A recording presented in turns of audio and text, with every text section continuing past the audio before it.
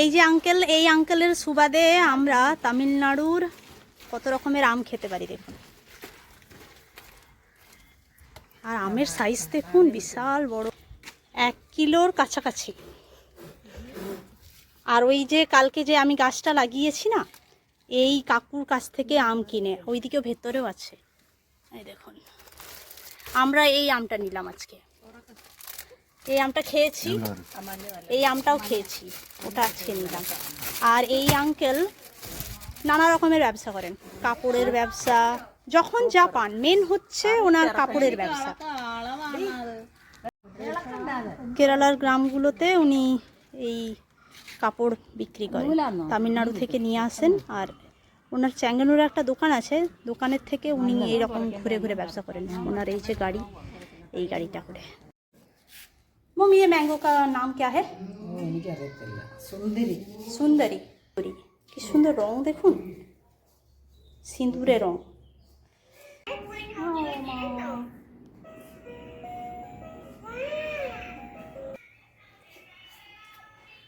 কোন মিষ্টি? কেরালার রান্নাঘরে সবচেয়ে কম যে সবজিটা থাকে সেটা কি বলুন তো? সেটা হচ্ছে আলু। আলু থাকেই না। ওই 1 কেজি যদি আলু আনা হয়, মানে আমি বাঙালি আছি বলে আমাদের বাড়িতে তাড়াতাড়ি শেষ হয়ে যায়, অন্য বাড়ির কথা বলছি, 1 কিলো আলু আনলে অনেক দিন যায়।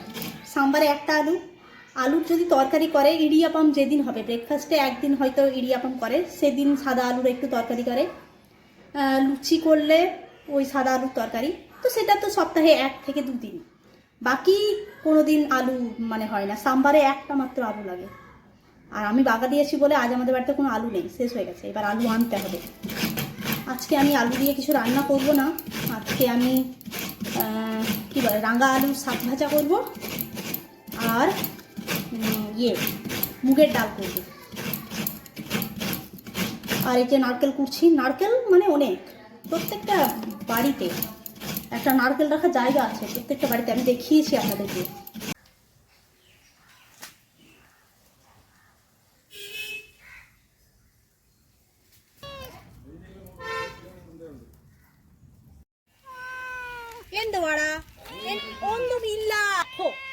ও ভাবছে আমি খাবার এনেছি, তা ক্যামেরা ভেতরে তো ঢুকে যাবি।